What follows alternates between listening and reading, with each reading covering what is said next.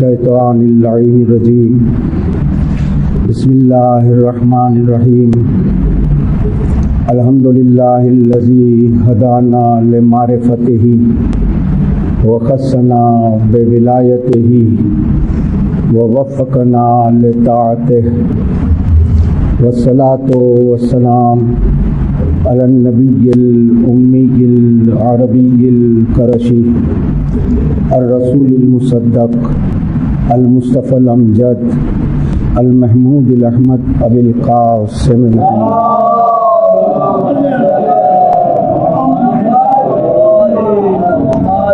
وآلہ الطیبین الطاہرین المعصومین المظلومین رب اشرح لی صدری ویسر لی امری واحلل عقدۃ من لسانی یفقہوا قولی. درود پڑھے محمد.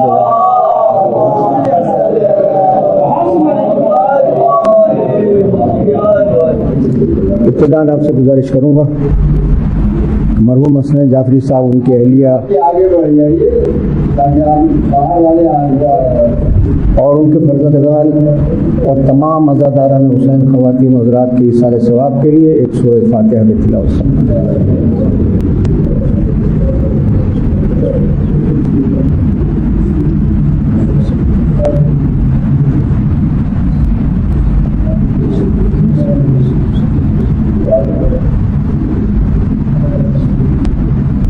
ایک مرتبہ مل جل کے امام زمانہ کی سلامتی کے لیے بآواز بلند درود پڑھ دینا.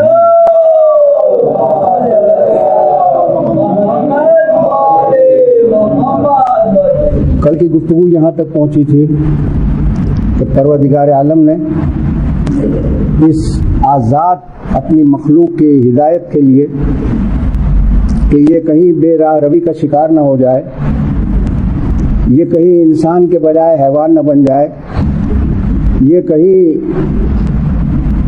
محبت کرنے والوں کے بجائے دشمنی کرنے والا نہ بن جائے، یہ کہیں قاتل نہ بن جائے، یہ کہیں دہشت گرد نہ بن جائے. اس لیے پروردگار عالم نے مذہب کو وہاں سے بھیجا اور مذہب اور دین کو لے کر کچھ افراد وہاں سے آئے جن کی ابتدا جناب آدم سے ہوئی اور جن کی انتہا حضرت خاتم النبیین احمد مصطفیٰ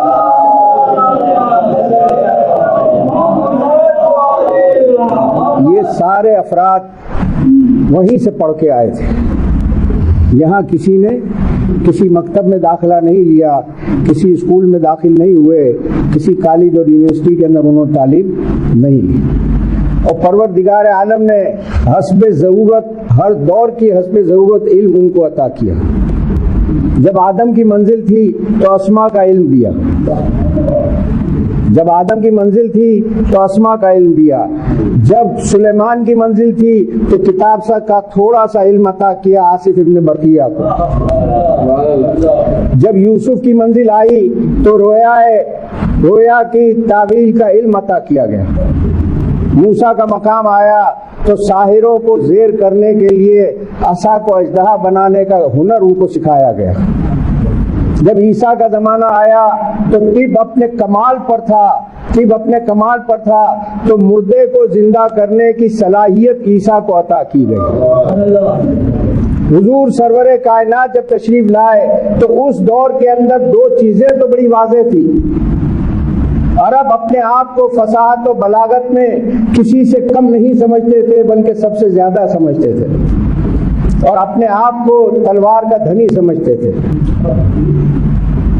دوسروں کو عجم کہتے تھے، عجم اسے جسے کچھ بولنا نہ آئے. اپنے آپ کو عرب کہتے تھے، دوسرے کو عجم. ایک بات یاد رکھیے، وہ جاہل نہیں تھے،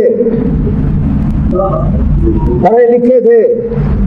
بات یہ بھی یاد رکھیے، ورنہ امرؤ القیس کا اتنا بڑا قصیدہ نہ ہوتا اور اتنی فصاحت و بلاغت رکھتے تھے. ایک دردناک بات سناتا ہوں، یہ تاریخ عرب اٹھا کے تو دیکھیے کہ بیٹی کو زندہ گاڑنے کے بعد وہ ایک قصیدہ کہتا ہے کہ میں نے اس طرح اپنی بیٹی کو زندہ گاڑا ہے. کہیں سے ڈکیتی کر کے آتے تھے تو اپنی شجاعت کا قصیدہ پڑھا کرتے تھے.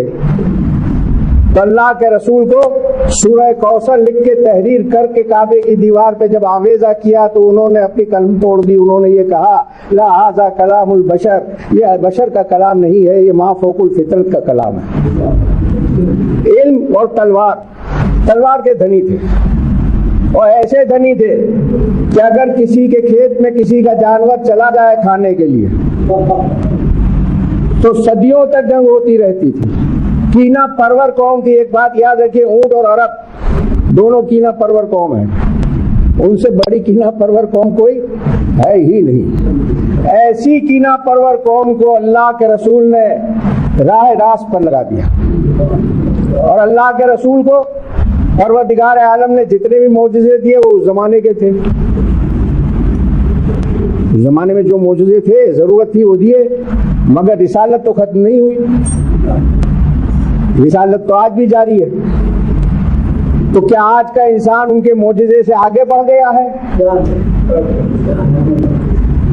آج کے انسان کی ترقی کیا حضور کے اعجاز سے آگے بڑھ گئی ہے؟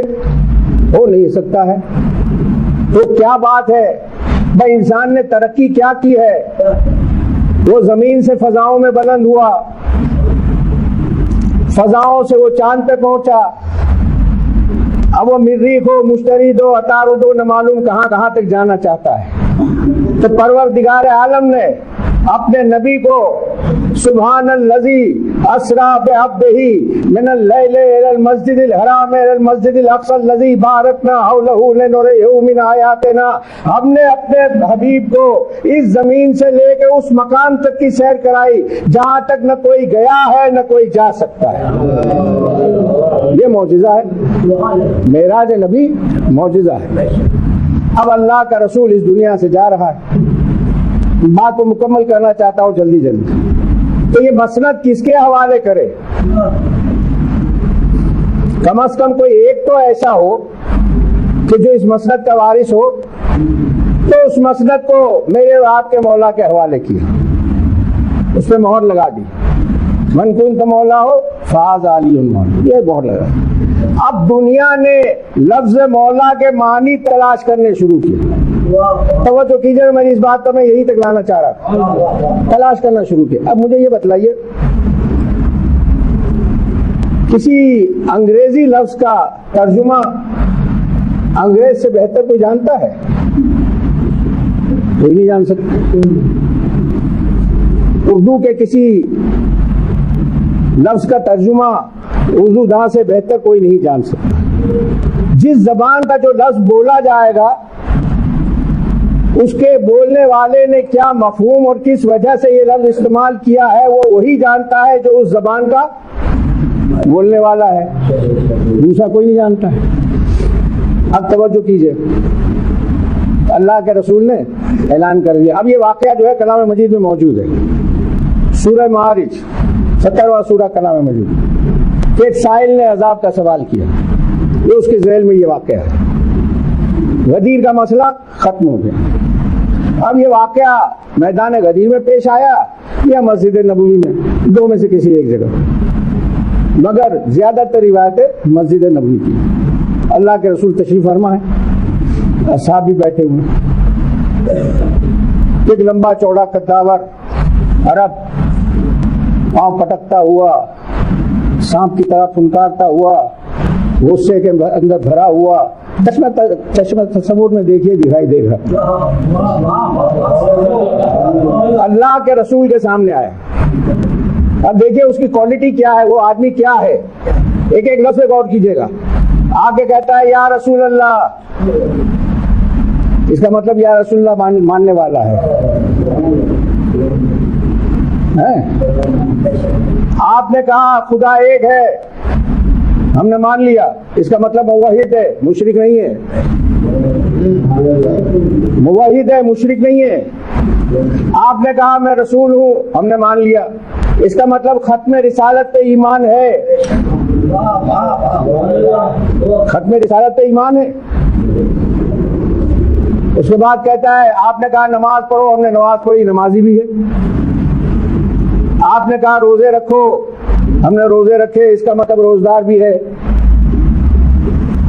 آپ نے کہا زکات دو، ہم نے زکات دی، ان کے لیے زکات نہیں ہے، غور کریں۔ آپ نے کہا جہاد میں چلو، ہم جہاد میں چلے، اس کا مطلب مجاہد بھی ہے۔ اب اس کی کوالٹی دیکھیے کیا ہے بھائی۔ یا رسول اللہ بھی کہتا ہے، توحید موحد بھی ہے، ختم رسالت پہ ایمان بھی ہے، نمازی بھی ہے، روزدار بھی ہے، اور مجاہد بھی ہے، زکات بھی دیتا ہے۔ آپ نے کہا حج کرو، ہم نے حج بھی کیا، حاجی بھی ہے۔ اب بتائیے کون سی چیز باقی رہ گئی؟ عرب ہے وہ، بات یاد رکھیے، وہ عرب ہے، عجم نہیں ہے، غلام نہیں ہے، عرب ہے اور آزاد عرب ہے، جس کی مادری زبان عربی ہے، اور اس نے اللہ کے رسول کا یہ فکرہ سنا ہے، من کنت مولا ہو فہذا علی مولا۔ اس کا مطلب مولا کے معنی بھی جانتا ہے کہ رسول نے کس مفہوم میں مولا کہا ہے، اور اس کی وضاحت بھی اس نے کی ہے کہ آپ جا رہے ہیں تو کیا اپنے بھائی کو ہم پر مسلط کر کے جا رہے ہیں؟ یہ اس کا سوال تھا۔ آپ جا رہے ہیں تو کیا اپنے بھائی کو ہم پر مسلط کر کے جا رہے ہیں؟ یہ علی کی دشمنی تھی رسول کے زمانے میں۔ یہ تو ایک ہی ظاہر ہو کے آیا بدقسمت، ورنہ ایسے تو بہت سارے تھے۔ اور اس کے بعد یہ کہتا ہوا چلا کہ اگر یہ خدا کی طرف سے ہے، اب دیکھیے جرت دیکھیے اس کی، تو اس پر عذاب آئے۔ کلام مجید نے اس کے فکرے کو نقل کیا ہے۔ ایک سائل نے عذاب کا سوال کیا، اور جیسے ہی وہ مسجد سے باہر نکلا، اب دوسرے لفظوں میں کہوں، جیسے ہی رحمت للعالمین کی رحمت کے حلقے سے باہر نکلا، تو ایک مرتبہ آسمان سے پتھر آیا، واقعہ آپ کا سنا ہوا، وہ چبائے وہ بھوسے کی طرح کا ہو گیا۔ اب یہ چبایا وہ بھوسا کیا ہوتا ہے، تو یہ میں آپ کے سامنے عرض کرنا چاہتا ہوں۔ کبھی ساحل سمندر پہ جانا کا اتفاق ہوا ہو، بچوں کو گھروندے بناتے ہوئے دیکھا ہوا ہو، کوئی مختلف شکل بنا رہا ہے، تو شکل تو ہوتی ہے مگر اب ہاتھ لگائے تو کچھ نہیں ہوتا ہے۔ بھائی اسی طرح وہ چبائے ہوئے بھوسے کی طرح انسانی شکل میں تو پڑا تھا، مگر نہ ہڈی تھی، نہ خون تھا، نہ گوشت تھا، نہ کھال تھی، کچھ نہیں تھا، بھوسا تھا۔ اب آپ اندازہ کیجئے کہ نمازی بھی، موحد بھی، سب کچھ علی کی دشمنی میں جہنم میں جانا گوارا ہے، علی کے مولا ماننا گوارا نہیں ہے۔ درود پڑھ رہے محمد و آل۔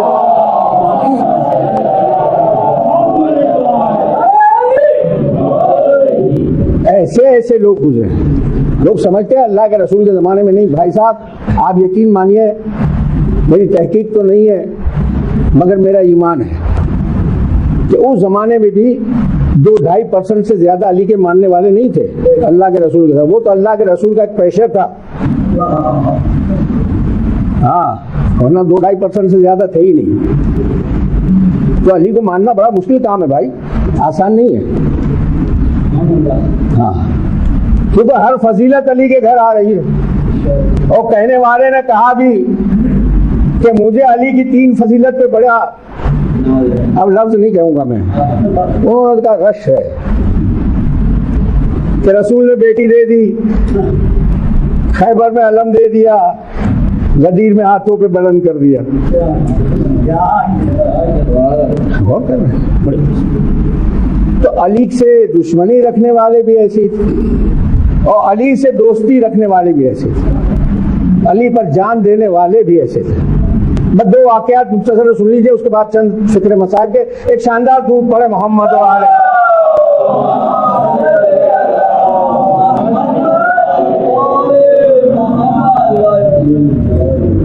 ایک صاحب کا نام ہے زید بن ابیہا، میں پہلا نام لوں گا تو فوراً بات سمجھ میں آئے گی۔ عبداللہ ابن زیاد، تو زید اصل میں زیاد نہیں ہے، زید، یہ اس کا باپ زید بن ابیہا۔ عرب کا ایک دستور تھا، اور شاید آج بھی ہے، کہ نام کے ساتھ باپ کا نام بھی لکھا جاتا تھا، تو ان کے نام کے آگے اپنے باپ کا بیٹا، کیونکہ پتہ ہی نہیں تھا۔ تو حاکم شام نے اپنے دربار میں کہا تھا کہ ہمارے ابا بھی آتے جاتے تھے۔ غور کریں، زید بن ربیعہ یہ کوفے کا حاکم ہے، حاکم شام کی طرف سے ایک علی کے چاہنے والے کو گرفتار کر کے لایا گیا۔ واقعہ بڑا تفصیلی ہے، میں سے 3 فکرے اس میں درج کروں گا۔ انہوں نے کہا سنا ہے تم علی کی بڑی تعریف کرتے ہو، کہا تم کیا سنتے ہو اور کیا نہیں سنتا اس کا میں ذمہ دار ہوں، اس کا میں تو ذمہ دار نہیں۔ کہا اچھا علی کیسے تھے؟ نہیں، علی کو کیسے مانتے ہو؟ کہ جیسے خدا نے کہا ویسے مانتے۔ کہ ان کو وہ کیسے تھے؟ کہ جیسے وہ تھے ویسے ان کو مانتے ہیں۔ کہنے کا آزاد ہونا چاہتے ہو؟ کہاں بالکل ہونا چاہتے ہیں، ایک شرط ہے۔ اب بتاؤ، کہ یہ ممبر ہے، اچھا اس پر جاؤ، علی اور آل علی کو برا بھلا کہو اور اتر کے سیدھے گھر چلے جاؤ۔ کہ سبحان اللہ، کیا بات ہے۔ پہنچ گئے ممبر پہ۔ جیسے ممبر پہ جا کے پڑھنے کا طریقہ ہے، حمد الہی کے 2-4 فقرے کہے، حضور سرور کائنات کی شان میں 2-4 فقرے کہے اور کہا ایھا الناس سنو، یہ بد کردار ماں کا بیٹا،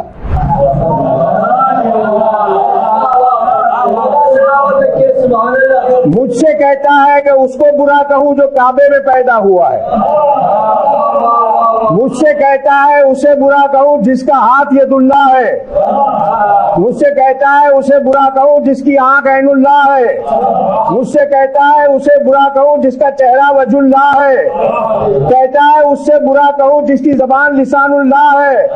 ارے لوگوں تمہیں معلوم نہیں علی کیا ہے، علی کیا ہے، علی کیا ہے۔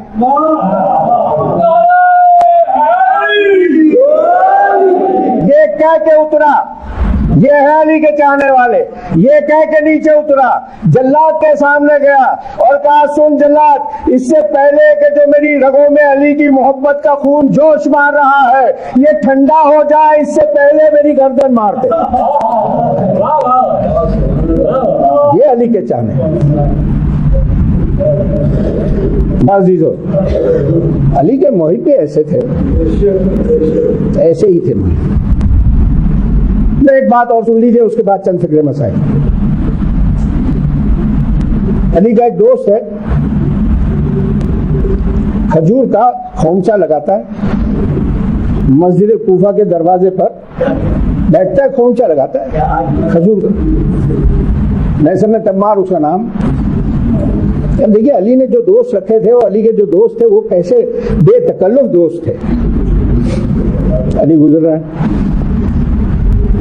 جب محسن نے دیکھا، مولا دعا سلام لی، اور پھر کہتے ہیں مولا اگر زحمت نہ ہو تو ایک کام کر لیں میرا۔ دیکھیے علی کا دوست ہے، کیا کچھ دیر میرے ٹھیلے پہ بیٹھ جائیں،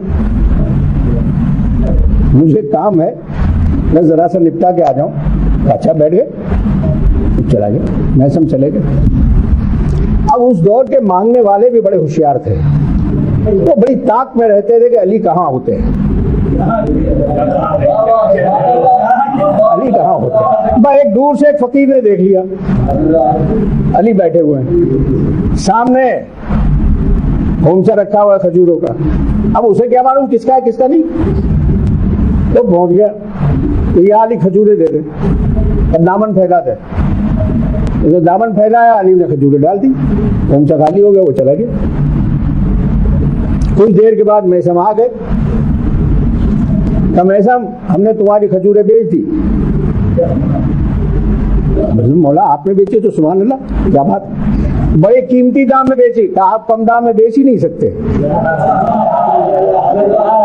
آپ کم قیمت میں بیچ نہیں سکتے۔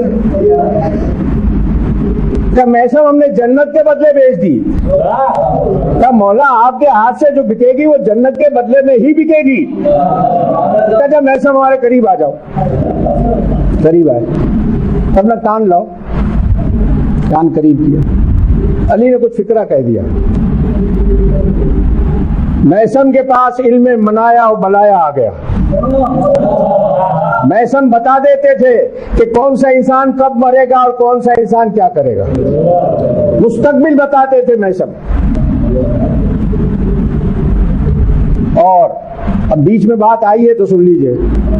واقعہ کربلا سے کچھ عرصہ پہلے ایک سواری پہ میثم تمار جا رہے ہیں یا پیدل جا رہے ہیں. ادھر سے حبیب نے مظاہر آ رہے ہیں.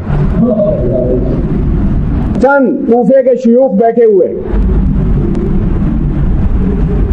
میثم کہتے ہیں میں اس شیخ کو دیکھ رہا ہوں جس کی سفید داڑھی عنقریب خون میں رنگین ہونے والی. تو ادھر سے حبیب کہتے ہیں کہ میں بھی اس شیخ کو دیکھ رہا ہوں جسے فلاں درخت پر پھانسی دی جائے گی. میثم کہتے ہیں حبیب تمہیں یہ علم کس نے دیا؟ کہ جس نے تمہیں علم دیا اس کے بیٹے نے مجھے دیا. علم منایا. کہ میثم ہمارے ساتھ چلو. ہاتھ پکڑا. کوفے کی گلیوں سے گزرتے ہوئے ایک محلے میں آ گئے. تو میثم یہ درخت دیکھ رہے ہو؟ ہاں میں. تو اسی پہ سولی دی جائے گی تو زبان بھی کاٹ لی جائے گی. تو مولا صرف ایک بات بتا دیں یہ سب کچھ آپ کی محبت میں ہوگا؟ ہاں میثم ہماری محبت. پھر پرواہ نہیں. پھر پرواہ نہیں. اب آتے ہیں اس درخت کو پانی پلاتے ہیں. ابن زیاد کا زمانہ آیا. گرفتار ہو کے آئے. کہا میں نے سنا ہے کہ تم یہ کہتے ہو کہ تمہارے مولا نے تمہیں بتلا دیا ہے کہ تمہاری موت کس طرح واقع ہوگی. کہا ہاں ہاں بتلایا ہے. تو اس طرح ہم نہیں جانے دیں گے تو دنیا سے. تو تیری کیا مجال میرے مولا کے الفاظ کو جھٹلا سکے. کہا نہیں اس کے ہاتھ پیر کاٹ دو اسے سولی دے دو. دیکھیے پھانسی اور سولی میں فرق ہے. میں بات تھوڑی سی وضاحت کر دوں. پھانسی فی زمانہ دی جاتی ہے. اس میں صرف پھندا گلے میں ڈالا جاتا ہے اور نیچے سے تختہ ہٹایا اور وہ انسان مر گیا. سولی یہ نہیں ہے. سولی میں آپ نے عیسائیوں کی صلیب دیکھی ہوگی. اس طرح سے انسان کو لٹکا دیا جاتا ہے اور کمر کے نیچے کے حصے سے ایک جگہ سے ایک خاص رگ کو کاٹ دیا جاتا ہے جس سے آہستہ آہستہ خون رستا رہتا ہے.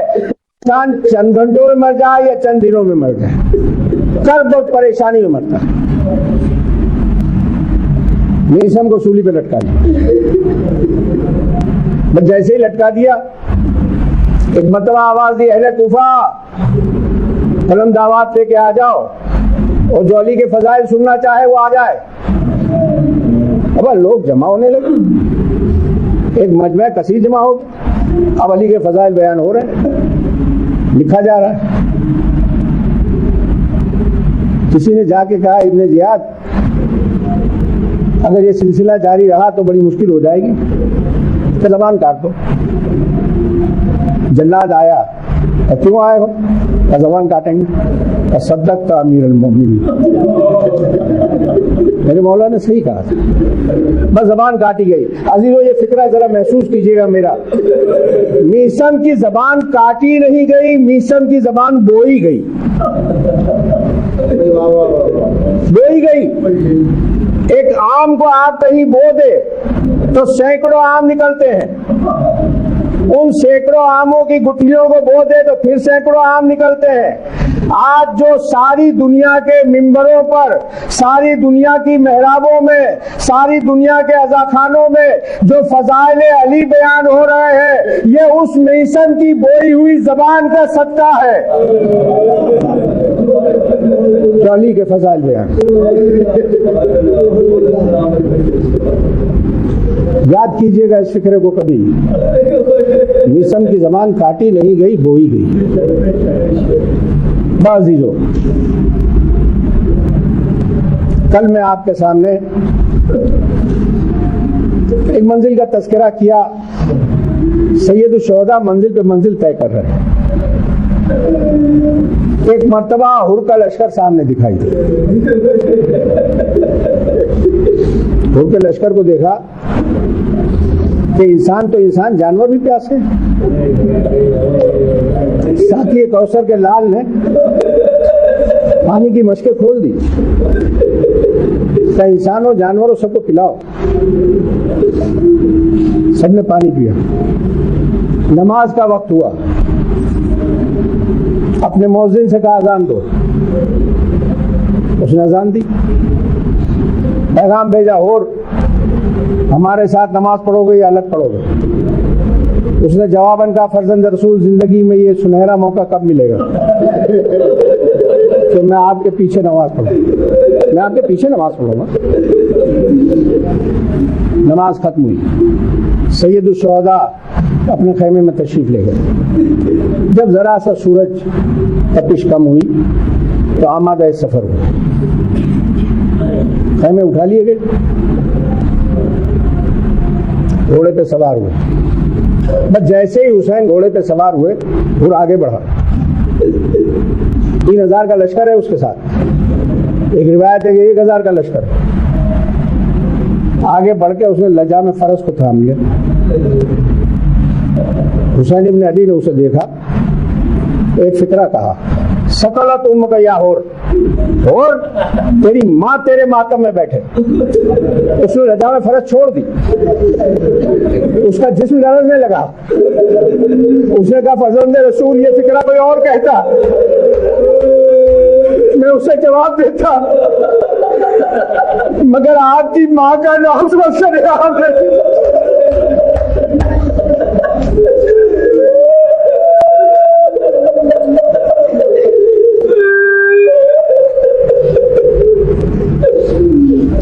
سفر جاری رہا۔ شام کو ایک منزل پہ پہنچے جس کا نام قصر بنی مقاتل ہے۔ عبداللہ ابن حر جوفی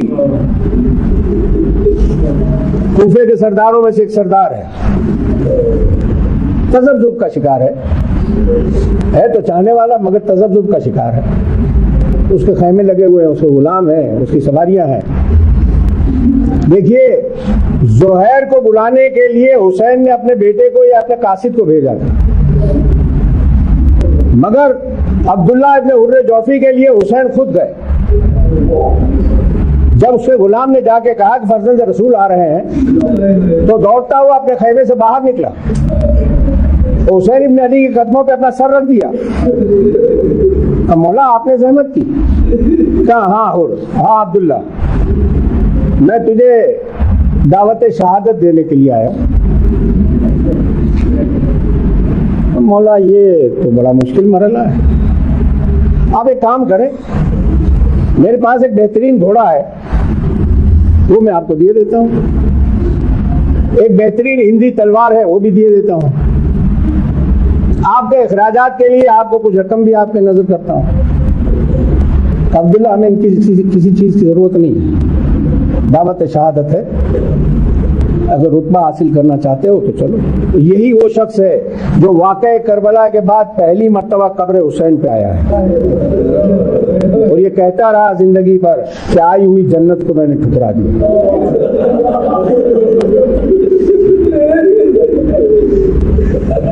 دو محرم تھی، سفر ہو رہی ہے، جاری ہے، سواری رک گئی۔ علم امامت سے جانتے ہیں مگر تاریخ کے صفحات پر واقعات رقم کرانا چاہتے ہیں۔ سواری سے اترے، دوسری سواری آئی، تیسری آئی، کہتے ہیں کہ 7 سواری آئی، کوئی سواری نہ چلی۔ اب جس جگہ سواری رکی تھی اطراف میں چھوٹی چھوٹی بستیاں تھیں، تم بستی والوں نے دیکھا کہ ایک لشکر بھی ہے، ایک کاروان بھی ہے، ایک قافلہ بھی ہے، تو یہ سمجھ کے کہ شاید کوئی تاجروں کا قافلہ ہوگا، کوئی مسافر گزر رہے ہیں، ان کو کچھ خرید و فروخت ہو جائے جیسی اس زمانے میں دستور تھا، تو بستی کے لوگ آ گئے۔ مگر جیسے انہیں پتا چلا کہ فرزند رسول ہے، ایک بات یاد رکھیے، حسین غیر معروف شخصیت نہیں ہے، حسین کو سب مانتے، امام مانے یا نہ مانے، نواسے رسول مانتے ہیں۔ ایک جمع غفیر جمع ہو گیا، پوری بستیاں 2 4 6 بستیاں جتنی تھی سب آ گئے۔ حسین ابن علی نے کہا ایو الناس، اس زمین کا کیا نام ہے؟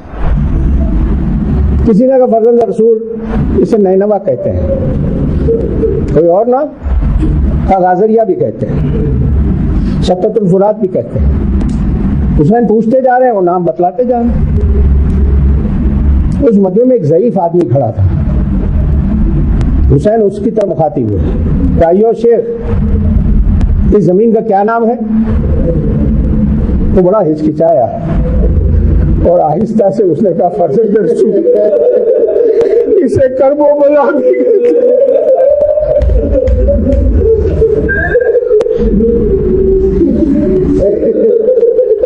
عباس خیمے نصب پر۔ یہ زمین کا مالک کون ہے؟ ایک زمیندار آگے بڑھا کہ فرزند رسول یہ زمین میری ہے۔ کہا ہم اسے خریدنا چاہتے ہیں۔ کہا مولا خریدنے کی ضرورت نہیں ہے، میں آپ کو تحفتاً پیش کرتا ہوں۔ کہا نہیں، زمین ہم خریدیں گے۔ ایک خطیر رقم سے اس رقبہ زمین کو اپنے جوان بیٹے علی اکبر کے نام خریدا۔ کیا محبت ہے حسین کو!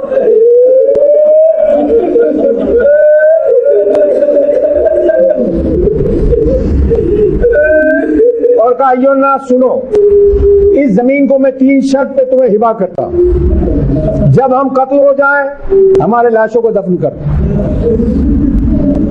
کوئی ہماری قبر کا نشان پوچھتا ہوا ہے تو اسے ہماری قبر کا نشان بتا دینا، اور سنو ہمارے ظاہر کو ہماری طرف سے اپنا محفوظ رکھنا۔ اس کے بعد اس مجمع میں جو خواتین کھڑی تھی اس کی طرف متوجہ ہو، کہا بیویوں تمہارے گھر کے افراد اگر دفن کرنے میں کوئی عریضہ کرے تو ان کو غیرت و اہمیت دلوا کے ہمارے لاشوں کو دفن کرا دینا۔ چھوٹے چھوٹے بچوں کا ایک کثیر مجمع تھا جو حسین کی ابا کے دامن کے بوسے لے رہے تھے، کہنے لگے بچوں تم پروان چلو، اگر تمہارے ماں باپ نہ آئے دفن کرنے کو اس میدان میں آنا، ایک ایک مشت خاک ہمارے لاشوں پہ ڈال دے۔ حسین یہ گفتگو کر رہے تھے کہ ایک مرتبہ کنیز نے آ کے کہا مولا آپ کی بہن نے یاد کیا ہے۔ حسین خیمے میں گئے تو دیکھا شہزادی پریشان کھڑی تھی۔ ایک مرتبہ کہنے لگے زینب کیا بات ہے؟ کہا بھائی جب سے یہاں آئی ہوں میرے دل میں ہول آ رہا ہے، اور بھائی یہاں کی خاک اڑ کے میری بیٹی سکینہ کیسی۔